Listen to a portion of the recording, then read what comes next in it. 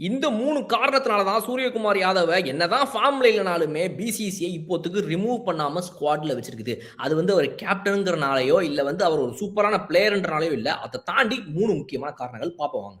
முதல் காரணம் என்ன அப்படின்னா, சூரியகுமார் யாதவுடைய கேப்டன்சி ரிசல்ட்ஸ். அதாவது கிட்டத்தட்ட 39 மேட்ச்ல கேப்டன்சி பண்ண இவரு 28 மேட்ச்ல வெற்றிய பார்த்து 76.31% ஆஃப் கேப்டன்சி வெற்றிய குடுத்துட்டாரு. இந்த வெற்றி பெர்சன்டேஜ் அவங்க கன்சிடர் பண்றாங்க. 2வது காரணம் என்ன அப்படின்னா, சூரியகுமார் யாதவுடைய ஒரு out of the box thinking. திடீர்னு ரிங்கு சிங் கிட்ட ஓலிங் குடுப்பாரு. திடீர்னு ஏய் திலக் வர்மா நீ ஓடி வந்து போடு அப்படிம்பாரு.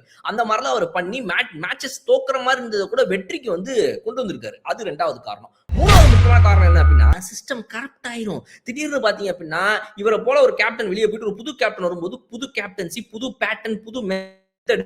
அவர் வந்து வருண் சக்கரவர்த்தி வேற மாதிரி யூஸ் பண்ணுவாரு, வேற இடத்துல யூஸ் பண்ணுவாரு. சோ அந்த பிளேயர்ஸ் எல்லாருக்குமே அந்த சிஸ்டமே கரப்ட் ஆகி போயிரும். என்னடா சூரியகுமார் யாதவ் கேப்டன் அந்த இப்படி பண்ண சொன்னாரு, இப்ப இவர் வந்து இப்படி பண்ண சொல்றாரு அப்படின்னு எல்லாமே கொலாப்ஸ் ஆயிரும். இந்த 3 காரணங்களால தான் பிசிசிஐ இப்போதைக்கு இவரே இருக்கட்டும் அப்படின்னு முடிவு பண்ணிருக்கு.